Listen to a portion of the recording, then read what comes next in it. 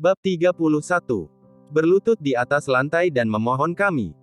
Manajer bagian pemasaran dengan panik berlari masuk ke dalam ruangan rapat, keringatnya bercucuran. Celaka, Presdir Christie, masalah besar. Christie meredam amarahnya, bertanya, ada apa sampai sepanik ini, orang sebesar ini, apakah tidak bisa lebih tenang sedikit?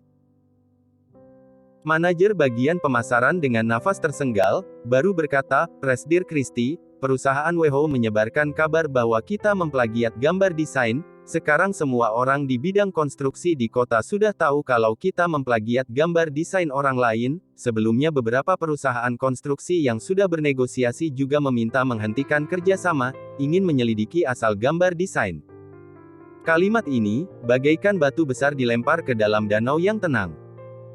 Christie dalam sekejap merasa dalam hatinya panik sekali, tubuhnya terhuyung, terduduk di atas kursi. Kenapa bisa seperti ini? Christie merasa pusing. Kabar ini, bagi perusahaan desain adalah kabar yang mematikan. Dia bahkan bisa membayangkan, setelahnya akan ada banyak perusahaan yang bekerja sama datang kemari, meminta memberhentikan kontrak kerja sama. Dan juga, riwayat hitam seperti ini, takutnya proyek baru juga tidak akan berhasil, tidak akan ada yang bersedia bekerja sama dengan Rieol Group.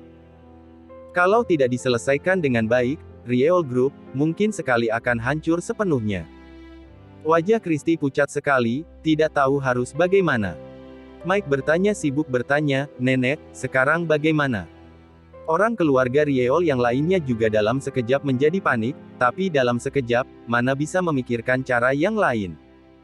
Mike berpikir dalam sekejap, matanya berbinar, berkata, kalau tidak, kita buang semua masalah ini kepada Dewi, bilang dia yang mencuri gambaran desain orang lain. Plak. Yang menyambutnya, adalah tamparan Christie yang amat kuat. Christie dengan marah berteriak, kamu juga tak guna, kemampuanmu tidak menyanggupi, apakah otakmu juga tidak sanggup? Saat ini apa gunanya membuang masalah ini kepadanya? Saat kita melapor ke perusahaan WHO, di atas kertas tertulis namamu. Kamu mau membuangnya ke Dewi, bukankah itu menggunakan cara bodoh untuk menutupi masalah? Sambil berkata, Christie dengan kesal memarahinya, kalau kamu berusaha sedikit, bisa menghasilkan gambar desain yang bagus, apa aku perlu menggunakan gambar Dewi untuk membantumu membangun dasar? Apakah masalah akan menjadi seperti ini? Mike menutupi wajahnya tidak berani berbicara. Nenek, jadi sekarang harus bagaimana? Tanya Mia.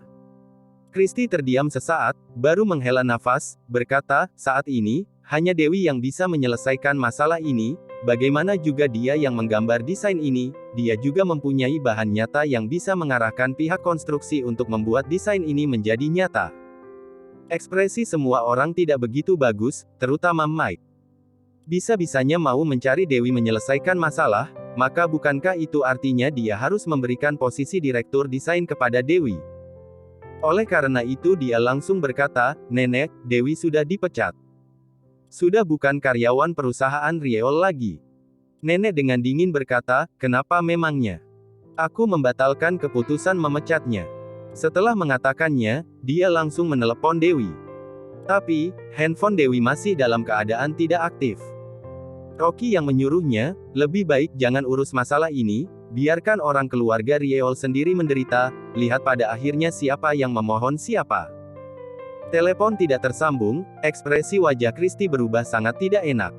Dia tahu, Dewi ini sedang memberontak secara diam. Masalah sudah menjadi sedikit berat.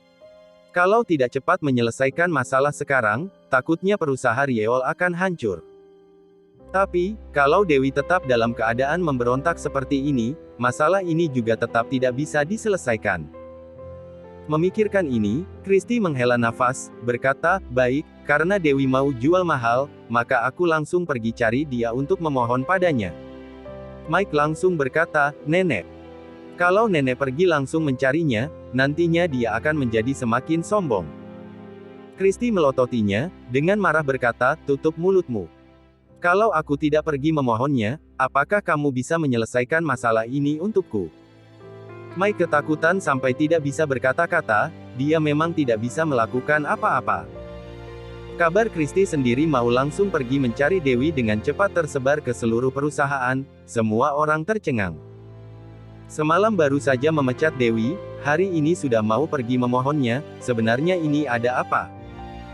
Menghadapi tatapan penasaran semua orang, Christy juga merasa malu, langsung masuk ke mobil, meninggalkan perusahaan Rieol seperti dengan cara kabur. Mia dan Mike dan semua orang juga sibuk mengendarai mobil mengikutinya. Dengan cepat, dua buah mobil sampai di bawah rumah Dewi. Setelah turun dari mobil, Christy menarik nafas dalam 2 kali, baru melangkah naik ke atas, mengetuk pintu. Yang membuka pintu tetap Rocky.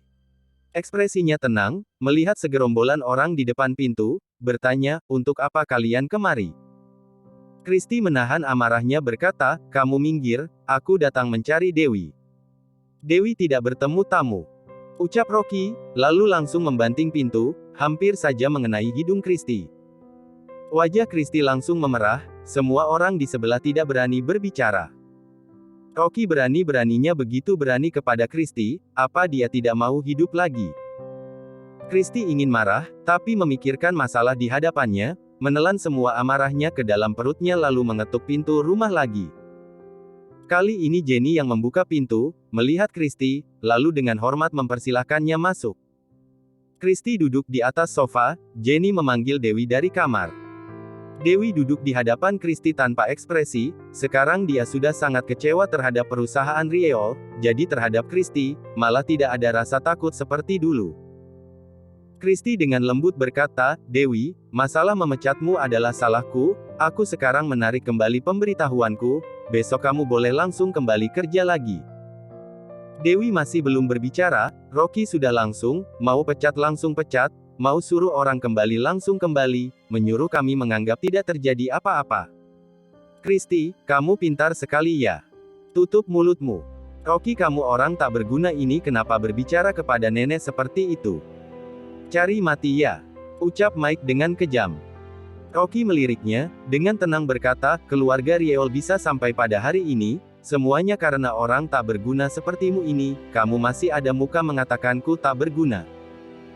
Setelah mengatakannya, Rocky dengan dingin berkata, "Mike, ku beritahu padamu, ini adalah rumahku, bukan perusahaan Rieol, apakah kamu boleh berbicara di sini?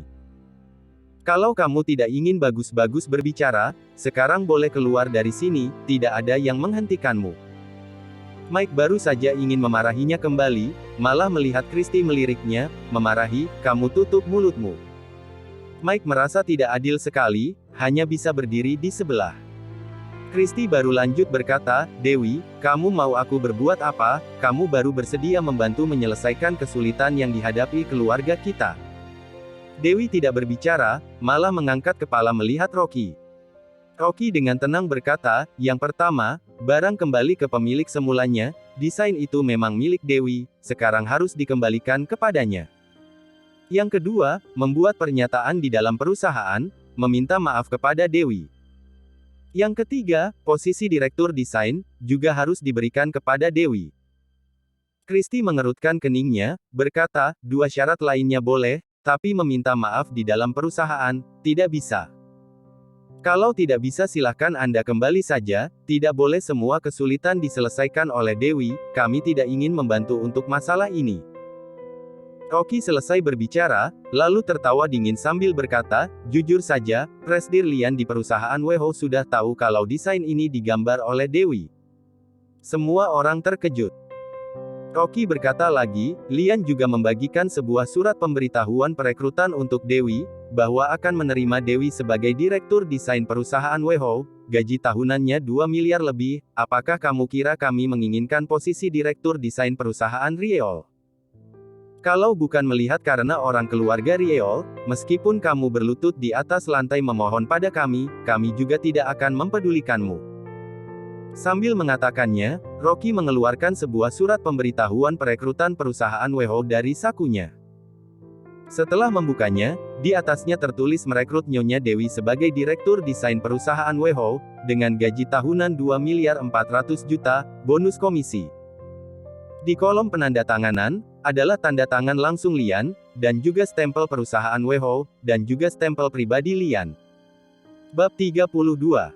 Dewi, nenek mohon padamu. Ya Tuhan. Benar-benar pemberitahuan perekrutan perusahaan WeHo. Stempel resmi, stempel pribadi, tanda tangan, ini pasti asli. Kali ini, Christie dan juga orang keluarga Rieol lainnya sedih sekali. Pantas saja memecat Dewi, Dewi juga tidak mempedulikan dia sendiri, rupanya sudah naik ke tingkat lebih tinggi. Dewi sendiri saja sampai terbengong, presidir lian perusahaan Weho, sejak kapan merekrut dirinya sebagai direktur desain. Dirinya sendiri saja tidak tahu. Dan juga, kenapa surat pemberitahuan perekrutan ini ada dengan Rocky. Mengerti akan kebingungan Dewi, Rocky langsung memberinya kode dari tatapan, menyuruhnya jangan berbicara. Surat pemberitahuan perekrutan ini, dia yang menyuruh Lian membuatnya, hanya untuk melawan Christie saja, dan juga wajah bodoh busuk orang keluarga Rieol ini. Sekarang, akhirnya bisa terpakai. Kali ini Christie benar-benar marah. Awalnya mengira, Dewi harus mengandalkannya untuk bertahan hidup, akan ditekan habis-habisan oleh Christie sendiri. Tapi bermimpi pun tidak menyangka, orang yang sudah naik derajatnya, langsung tidak menganggapnya lagi. Bagaimana ini? Dalam hati Mike lebih menderita. Persetan, dirinya mengira merebut posisi direktur desain, bisa menekan Dewi sampai mati, tidak menyangka, dirinya bisa langsung berubah, pergi ke perusahaan Weho menjadi direktur desain. Mia lebih menderita sampai mau mati. Atas dasar apa? Atas dasar apa persetan? Atas dasar apa Dewi ini lebih menonjol darinya dari segi manapun? Saat ini, Rocky menyimpan kembali surat pemberitahuan perekrutan, dengan dingin berkata, dasar kalian orang yang suka meremehkan ini, mengira Dewi mau memohon kalian. Kuberitahu kalian, mulai hari ini, Dewi dan perusahaan Rieol tidak ada hubungan apapun. Di sini juga tidak menerima kalian, silahkan kalian cepat pergi. Hati Christie menjadi berat, keningnya berkerut khawatir. Saat ini Rocky sudah mulai mengantar tamu, berkata, maaf semuanya, rumah kami kecil sekali, tidak sanggup menerima dewa sebesar kalian, lebih baik kalian semua cepat pergi, kembalikan ketenangan kepada kami. Christie saat ini tidak memikirkan harga diri apapun, langsung memohon, Dewi. Nenek sudah tahu salah, kamu maafkan nenek kali ini. Kamu jangan pergi ke perusahaan Weho, kembali bantu keluarga Rieol, anggap nenek memohon padamu. Aku minta maaf padamu, aku menyetujui semua syaratmu. Dewi melihat Rocky dengan meminta bantuan, lalu menariknya ke samping, dengan pelan berkata, surat pemberitahuan perekrutan ini datang dari mana? Rocky tersenyum berkata, aku menyuruh pembuat sertifikat palsu di pinggir jalan buat, bagaimana, mirip bukan? Dewi dalam sekejap tidak bisa menahan tawanya. Rupanya sertifikat palsu. Dia tidak bisa menahan tawanya, kamu bocah ini, pikiranmu juga terlalu jahat. Lihat nenek sampai ketakutan seperti itu. Rocky tersenyum berkata, orang tua ini dari dalam hati meremehan sekeluarga kita, kalau kamu tidak memberinya sedikit dosis tinggi, mana mungkin dia bisa mengalah dengan jujur. Dewi panik berkata, ini adalah nenekku, kamu jangan berkata seperti itu. Rocky berkata, baik, baik, lagi pula sekarang kamu sebagai pemegang keputusan, jadi detailnya mau seperti apa, kamu putuskan sendiri. Dewi mengangguk, kehangatan menjalar di hatinya. Sejujurnya, dia tidak pernah berpikir, suaminya yang mengecewakan ini, bisa-bisanya membantunya menahan masalah untuknya. Tapi hari ini, Rocky bisa-bisanya membantunya menekan seluruh keluarga Rieol. Meskipun cara yang dia gunakan, sedikit licik, tapi rasa ini memang sangat adiktif. Memikirkan ini, dalam hati Dewi senang sekali, ini adalah suami istri yang biasa, suaminya meskipun tidak begitu hebat, tapi bisa tulus memikirkan untuknya. Dilihat seperti ini, dirinya masih sangat bahagia. Saat ini Rocky mengingatkan berkata, aku lihat sudah boleh bernegosiasi syarat dengan nenek. Dewi mengangguk pelan, aku sudah tahu. Mereka berdua kembali ke hadapan semua orang, Christie dengan wajah kasihan berkata, Dewi, cucuku yang baik, apakah kamu sudah selesai berpikir? Kita sekeluarga hanya bisa mengharapkanmu, kamu jangan tidak mau menolong. Rocky sengaja berkata, gaji yang diberikan perusahaan Weho tinggi sekali, perusahaan Rieol bagaimana juga harus menambah gaji Dewi berapa kali lipat, baru termasuk tulus bukan? Christie sedikit pun tidak ragu berkata, tidak masalah. Gaji bertambah 2 kali lipat. Asalkan kamu bersedia kembali. Dewi curiga sesaat, berkata, aku menyetujuimu juga boleh, tapi aku masih mau menambahkan satu lagi, aku ingin menyuruh Rocky kembali menjadi asistenku. Dia tahu Rocky setiap hari tinggal di rumah juga tidak nyaman, jadi ingin menggunakan kesempatan ini mencarikan pekerjaan untuknya. Boleh, nenek menyetujuimu semuanya, asalkan kamu mau membantu keluarga Rieol saja sudah bisa. Kristi takut Dewi menyesal lagi, langsung menerimanya. Rocky menjawab, ingat harus menyebarkan pernyataan permintaan maaf di hadapan seluruh perusahaan. Mia marah sekali sampai menggertakkan giginya, berkata, Roji, kamu ini parasit busuk ini jangan kelewatan, nenek sudah meminta maaf, kamu masih mau bagaimana? Rocky melihatnya, dengan dingin bertanya, aku dengar maksudmu ini, sepertinya sengaja ingin memancing nenek menyesal. Kenapa? Apakah kamu tidak ingin menyuruh Dewi pulang, tidak ingin membiarkan perusahaan Rieol melewati masa kritis ini? Kamu katakan, apa maksudmu? Mia tidak menyangka Rocky dalam sekejap bisa menuduhnya, langsung mengayunkan tangannya berkata, kamu jangan bicara sembarangan, aku tidak ada maksud ini. Kristi melototinya, memarahinya, ada urusan apa kamu? Apa perlu kamu bicara di sini? Setelah mengatakannya, dia juga berkata kepada Dewi, Dewi kamu tenang, asalkan kamu pulang, semua yang kujanjikan kepadamu, satu pun tidak akan kulanggar. Rocky berkata dengan dingin, karena kamu sudah berjanji, maka cepat pulihkan pekerjaan Dewi. Oh, benar, Mike, bantu aku bagikan surat pemberitahuan. Kristi lanjut berkata, Dewi ditunjuk sebagai direktur desain, gajinya 2 kali lipat, Rocky sebagai asisten desain, gajinya ditetapkan oleh Dewi. Nenek. Wajah Mike suram, dia sudah lama sekali mengidam-idamkan posisi direktur desain ini, bisa-bisanya didapatkan Dewi sesantai ini. Tapi dia juga tidak berani memberontak nenek, hanya bisa menahan air mata kekecewaannya, membagikan surat perintah ini ke perusahaan. Dan juga, pernyataan permintaan maaf. Rocky mengingatkan di samping. Kristi tidak berani sembrono, langsung mengangguk, berkata, Mike, bagikan surat pernyataan permintaan maaf, tulis, aku Mike, di sini meminta maaf dengan tulus kepada Nyonya Dewi, karena sudah menyalahgunakan gambaran desain Dewi secara pribadi, membuat Dewi disalahkan secara tidak adil, menyebabkan kerugian bagi perusahaan, aku dengan tulus mengakui kesalahanku, dan juga akan merefleksikan diri, berharap Nyonya Dewi jangan keberatan, memaafkan semua perbuatanku. Dewi mendengar ini, dalam hati sangat tidak enak, ini bukankah menyuruhnya menanggung semua kesalahan? Tapi, gambaran desain ini juga bukan dia sendiri yang menyalahgunakan, tapi nenek yang memberi kepadanya. Meskipun dalam hati Mike merasa sangat tidak adil, tapi malah tidak ada cara sedikit pun, hanya bisa membagikan surat pemberitahuan permintaan maaf dengan tidak berdaya. Sedangkan setelah menyelesaikan ini semua, Kristi baru mengeluarkan gambar desain, menyodorkan kepada Dewi, berkata, Dewi, perusahaan Weho sana, aku berharap padamu, kalau Weho bersedia menandatangani kontrak dengan kami, maka rumor itu akan menghilang dengan sendirinya.